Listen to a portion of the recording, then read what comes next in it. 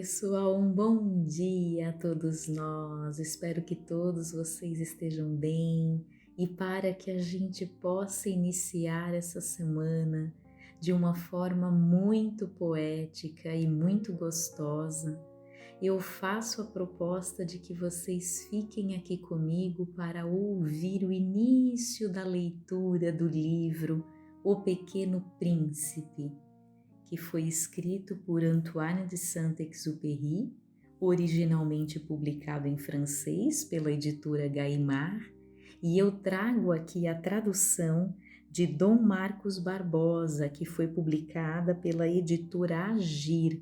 A minha edição é de 1990, ilustrada com as aquarelas do próprio autor. O livro é muito famoso e traduzido no mundo todo para muitos idiomas, vocês devem saber. Então vale a pena que a gente conheça essa obra, que na minha visão não é apenas infantil. É uma obra que nos traz algumas reflexões e um momento muito prazeroso de leitura, mesmo a nós, adultos.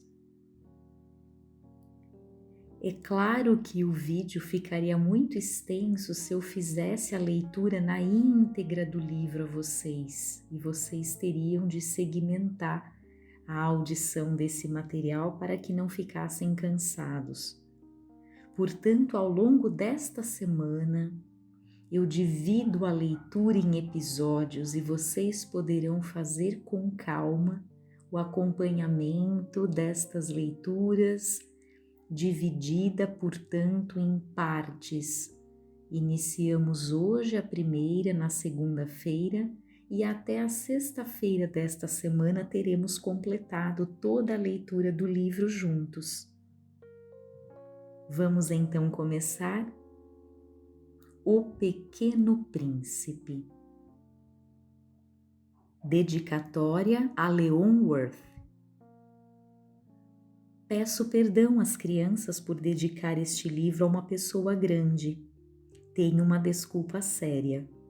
Essa pessoa grande é o melhor amigo que possuo no mundo. Tenho uma outra desculpa. Essa pessoa grande é capaz de compreender todas as coisas, até mesmo os livros de criança. Tenho ainda uma terceira. Essa pessoa grande mora na França e ela tem fome e frio. Ela precisa de consolo. Se todas essas desculpas não bastam, eu dedico então esse livro à criança que essa pessoa grande já foi. Todas as pessoas grandes foram um dia crianças, mas poucas se lembram disso. Corrijo, portanto, a dedicatória. A Leon Worth, quando ele era pequenino. Certa vez, quando tinha 6 anos, vi num livro sobre a Floresta Virgem, Histórias Vividas, uma imponente gravura. Representava ela uma jiboia que engolia uma fera. Eis a cópia do desenho. Dizia o livro, abre aspas, as jiboias engolem sem mastigar a presa inteira. Em seguida não podem mover-se e dormem os 6 meses da digestão. Fecha aspas. Refleti muito então sobre as aventuras da selva e fiz com lápis de cor o meu primeiro desenho. Meu desenho número 1 era assim. Mostrei minha obra-prima às pessoas grandes e perguntei se o meu desenho lhes fazia medo. Responderam-me, por que é que um chapéu faria medo? Meu desenho não representava um chapéu. Representava uma jiboia digerindo um elefante. Desenhei então o interior da jiboia, a fim de que as pessoas grandes pudessem compreender. Elas têm sempre necessidade de explicações. Meu desenho número 2 era assim.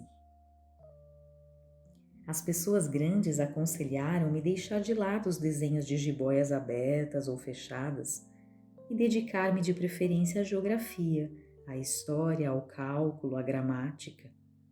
Foi assim que abandonei aos 6 anos uma esplêndida carreira de pintor. Eu fora desencorajado pelo insucesso do meu desenho número 1 e do meu desenho número 2. As pessoas grandes não compreendem nada sozinhas e é cansativo para as crianças estar toda hora explicando. Tive, pois, de escolher uma outra profissão e aprendi a pilotar aviões. Voei, por assim dizer, por todo o mundo. E a geografia, é claro, me serviu muito. Sabia distinguir num relance a China e o Arizona. É muito útil quando se está perdido na noite. Tive assim no correr da vida muitos contatos com muita gente séria. Vivi muito no meio das pessoas grandes. Vi-as muito de perto. Isso não melhorou de modo algum a minha antiga opinião. Quando encontrava uma que me parecia um pouco lúcida, fazia com ela a experiência do meu desenho número 1, que sempre conservei comigo. Eu queria saber se ela era verdadeiramente compreensiva, mas respondia sempre: é um chapéu. Então eu não lhe falava nem de jiboias, nem de florestas virgens, nem de estrelas. Punha-me ao seu alcance. Falava-lhe de bridge, de golfe, de política, de gravatas. E a pessoa grande ficava encantada de conhecer um homem tão razoável. Vivi, portanto, só, sem amigo com quem pudesse realmente conversar, até o dia, cerca de 6 anos atrás, em que tive uma pane no deserto do Saara. Alguma coisa se quebrara no motor. E como não tinha comigo mecânico ou passageiro, preparei-me para empreender sozinho o difícil conserto. Era para mim questão de vida ou de morte. Só dava para 8 dias a água que eu tinha. Na primeira noite adormeci, pois sobre a areia a milhas e milhas de qualquer terra habitada. Estava mais isolado que o náufrago numa tábua, perdido no meio do mar. Imaginem então a minha surpresa quando, ao despertar do dia, uma vozinha estranha me acordou. Dizia: por favor, desenha-me um carneiro. Hein? Desenha-me um carneiro. Pus-me de pé como atingido por um raio, esfreguei os olhos, olhei bem e vi um pedacinho de gente inteiramente extraordinário, que me considerava com gravidade. Eis o melhor retrato que mais tarde consegui fazer dele. Meu desenho é seguramente muito menos sedutor que o modelo. Não tenho culpa. Fora desencorajado aos 6 anos da minha carreira de pintor e só aprender a desenhar jiboias abertas e fechadas. Olhava, pois, essa aparição com olhos redondos de espanto. Não esqueçam que eu me achava a 1000 milhas de qualquer terra habitada. Ora, o meu homenzinho não me parecia nem perdido, nem morto de fadiga, nem morto de fome, de sede ou de medo. Não tinha absolutamente a aparência de uma criança perdida no deserto, a 1000 milhas da região habitada. Quando pude enfim articular palavra, perguntei-lhe: mas que fazes aqui? E ele repetiu-me então brandamente, como uma coisa muito séria: por favor, desenha-me um carneiro. Quando o mistério é muito impressionante, a gente não ousa desobedecer. Por mais absurdo que aquilo me parecesse a 1000 milhas de todos os lugares habitados e em perigo de morte, tirei do bolso uma folha de papel e uma caneta. Mas lembrei-me então que eu havia estudado de preferência geografia, história, cálculo e gramática, e disse ao garoto com um pouco de mau humor que eu não sabia desenhar. Respondeu-me: não tem importância, desenha-me um carneiro. Como jamais houvesse desenhado um carneiro, refiz para ele um dos 2 únicos desenhos que sabia, o da jiboia fechada. E fiquei estupefato de ouvir o garoto replicar: não, eu não quero um elefante numa jiboia. A jiboia é perigosa e o elefante toma muito espaço. Tudo é pequeno onde eu moro. Preciso é de um carneiro, desenha-me um carneiro. Então eu desenhei. Olhei atentamente e disse: não, esse já está muito doente. Desenha outro. Desenhei de novo. Meu amigo sorriu com indulgência. Bem vês que isto não é um carneiro, é um bode, olha os chifres. Fiz mais uma vez o desenho, mas ele foi recusado como os precedentes. Este aí é muito velho, quero um carneiro que viva muito.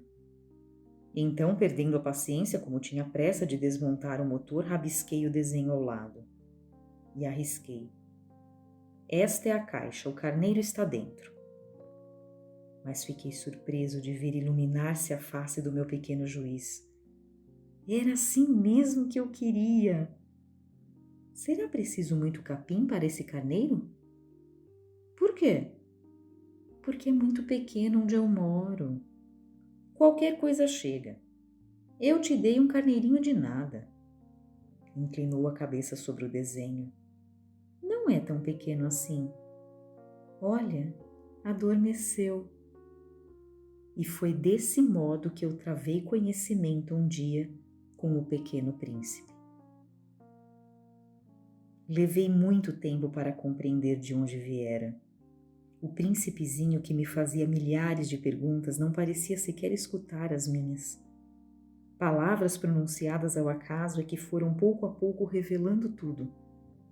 Assim, quando viu pela primeira vez meu avião, não vou desenhá-lo aqui, é muito complicado para mim. Perguntou-me bruscamente. Que coisa é aquela? Não é uma coisa, aquilo voa, é um avião, o meu avião. Eu estava orgulhoso de lhe comunicar que eu voava. Então ele exclamou, como? Tu caíste do céu? Sim, disse eu modestamente. Ah, como é engraçado! E o príncipezinho deu uma bela risada que me irritou profundamente. Gosto que levem a sério as minhas desgraças. Em seguida acrescentou. Então tu também vens do céu. De que planeta és tu? Vislumbrei um clarão no mistério da sua presença e interroguei bruscamente. Tu vens então de outro planeta? Mas ele não me respondeu. Balançava lentamente a cabeça considerando o avião. É verdade que nisto aí não podes ter vindo de longe. Mergulhou então num pensamento que durou muito tempo. Depois, tirando do bolso o meu carneiro, ficou contemplando o seu tesouro. Poderão imaginar que eu ficara intrigado com aquela semi-confidência sobre os outros planetas. Esforcei-me então por saber mais um pouco. De onde vens, meu bem? Onde é tua casa? Para onde queres levar meu carneiro? Ficou meditando em silêncio e respondeu depois. O bom é que a caixa que me deste poderá de noite servir de casa. Sem dúvida. E se tu fores bonzinho, darei também uma corda para amarrá-lo durante o dia e uma estaca. A proposta pareceu chocá-lo. Amarrar? Que ideia esquisita! Mas se tu não o amarras, ele vai-se embora e se perde. E meu amigo deu uma nova risada. Mas onde queres que ele vá? Não sei, por aí, andando sempre para frente? Então o príncipezinho observou muito sério. Não faz mal, é tão pequeno onde moro. E depois, talvez com um pouco de melancolia, acrescentou ainda. Quando a gente anda sempre para frente, não pode mesmo ir longe. Eu aprendera, pois, uma segunda coisa importantíssima. O seu planeta de origem era pouco maior que uma casa. Não era surpresa para mim. Sabia que além dos grandes planetas, Terra, Júpiter, Marte ou Vênus, aos quais se deram nomes, há centenas e centenas de outros, por vezes tão pequenos que mal se veem no telescópio. Quando o astrônomo descobre um deles, dá-lhe por nome um número. Chama-o, por exemplo, asteroide 3251.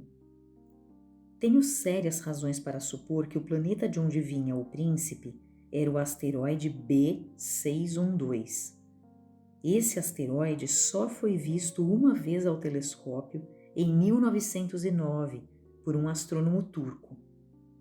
Ele fizera na época uma grande demonstração da sua descoberta num congresso internacional de astronomia. mas ninguém lhe dera crédito por causa das roupas que usava. As pessoas grandes são assim.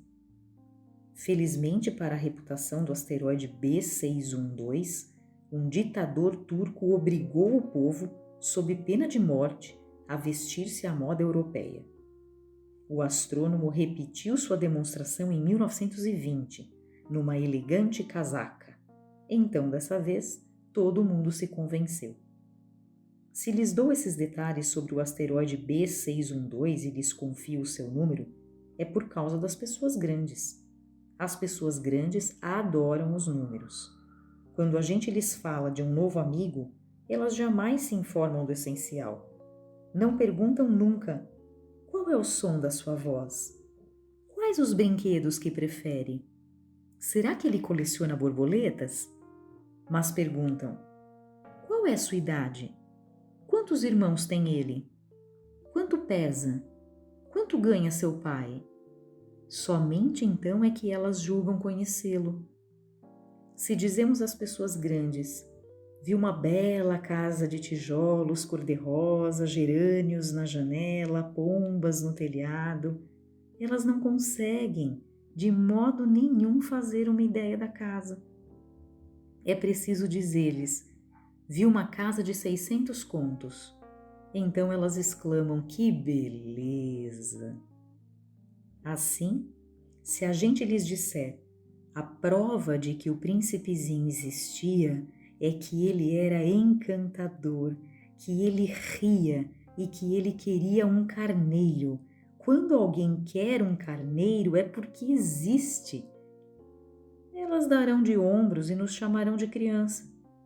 Mas se dissermos: o planeta de onde ele vinha é o asteroide B612, ficarão inteiramente convencidas e não amolarão com perguntas. Elas são assim mesmo. As crianças devem ser muito indulgentes com as pessoas grandes. Mas nós que compreendemos a vida, nós não ligamos aos números. Gostaria de ter começado esta história à moda dos contos de fada. Teria gostado de dizer: era uma vez um pequeno príncipe que habitava um planeta pouco maior que ele e que tinha necessidade de um amigo. Para aqueles que compreendem a vida, isto pareceria sem dúvida muito mais verdadeiro. Porque eu não gosto que leiam meu livro levianamente. Dá-me tanta tristeza narrar essas lembranças. Faz já 6 anos que meu amigo se foi com seu carneiro. Se tento descrevê-lo aqui, é justamente porque não o quero esquecer. É triste esquecer um amigo. Nem todo o mundo tem amigo. E eu corro o risco de ficar como as pessoas grandes que só se interessam por números. Foi por causa disso que comprei uma caixa de tintas e alguns lápis também. É duro pôr-se a desenhar na minha idade, quando nunca se fez outra tentativa além das jiboias fechadas e abertas dos longínquos 6 anos. Experimentarei, é claro, fazer os retratos mais parecidos que puder, mas não tenho muita esperança de conseguir. Um desenho parece-me passável, outro já é inteiramente diverso. Engano-me também no tamanho. Ora o príncipezinho está muito grande, ora pequeno demais. Hesito também quanto à cor do seu traje, vou arriscando então aqui e ali. Enganar-me-ei provavelmente em detalhes dos mais importantes, mas é preciso desculpar. Meu amigo nunca dava explicações. Julgava-me talvez semelhante a ele, mas infelizmente não sei ver carneiro através de caixa. Sou um pouco como as pessoas grandes. Acho que envelheci. Dia a dia eu ficava sabendo mais alguma coisa do planeta, da partida, da viagem, mas isso devagarinho, ao acaso das reflexões. Foi assim que vim a conhecer no 3º dia o drama dos baobás. Dessa vez ainda foi graças ao carneiro, pois bruscamente o príncipezinho me interrogou, tomado de grave dúvida. É verdade que os carneiros comem arbustos? Sim, é verdade. Ah, que bom! Não compreendi logo por que era tão importante que os carneiros comessem arbustos, mas o príncipezinho acrescentou: por conseguinte, eles comem também os baobás? Fiz notar ao príncipezinho que os baobás não são arbustos, mas árvores grandes como igrejas, e que mesmo que ele levasse consigo todo um rebanho de elefantes, eles não chegariam a dar cabo de um único baobá. A ideia de um rebanho de elefantes fez rir ao príncipezinho.